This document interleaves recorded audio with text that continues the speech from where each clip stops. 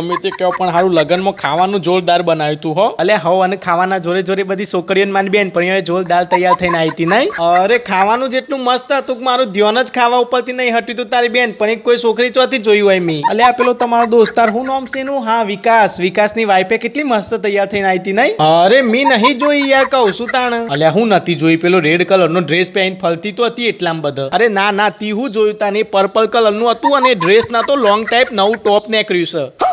અચ્છા એનો મતલબ તમે નોટિસ કર્યું તું હે ને? Not bad. જૂના જમાનાના શક્તિ કપૂર. અરે મને થાક બહુ લાગ્યો છે ને મોહનથાળનો મેણો એ ચર્યો છે એટલે હું જઉં છું ઊંઘવા માટે. અરે ઉભારો મને એક વાત કયો હેડો. હું હારી લાગતી હતી કે દુલ્હન?